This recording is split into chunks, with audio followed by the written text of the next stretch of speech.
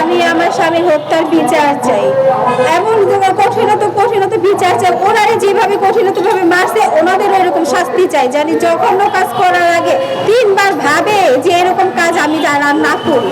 আমার মতন কেউ যেন স্বামী হারা না হয়, আমার সন্তানের মতন কেউ যেন বাবা হারা না হয়। আমার ছেলে মেয়ের ভবিষ্যৎটা ওরা নষ্ট করে দিচ্ছে।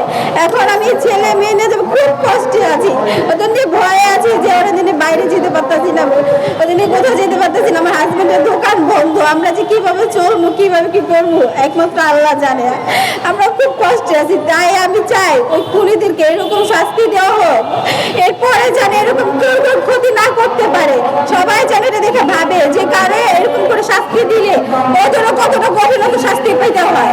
যে আমার সন্তানের যেরকম কষ্ট দিছে ওর সন্তানের জন্য এরকম কষ্ট পায়, যে বাবা ছাড়া যে কেমন লাগে একটা সংসারের মধ্যে একটা চলে গেলে কিরকম যে লাগে আমরা যে বুঝতে পারতেছি।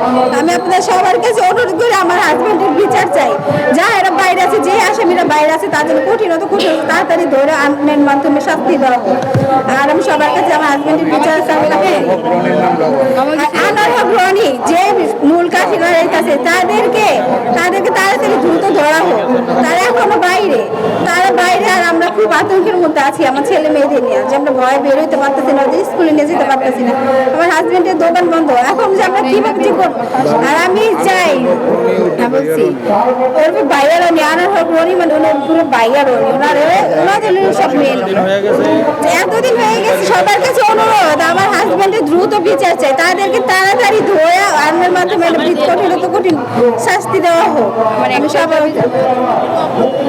আছি কারণ ভয়ে আছি, ওনারা যে খারাপ লোক হয়তো আমাদের কিছু একটা পরিবর্তিত করতে পারে, তাই আমরা ভয়ে আছি ওনাদেরকে। ওনাদের যতক্ষণ আইনের মাধ্যমে ধরে না আসতেছে ততক্ষণ আমরা সুরক্ষিত না, আমার ছেলে মেয়েদের নিয়ে বাইরে যেতে পারতেছি না। আমাদের সবার কাছে অনুরোধ আমার হাজবেন্ডের বিচার চাই। ইউএফটি ফার্স্টের সাথে ট্রেড করুন যে কোনো জায়গা থেকে, ক্যাম্পাসে ক্লাসের ফাঁকে, ঢাকার জ্যামে বসে কিংবা ঘরে বসে। ট্রেডিং এখন হাতের মুঠোয়, তাই ট্রেড করুন যখন খুশি যেখানে খুশি।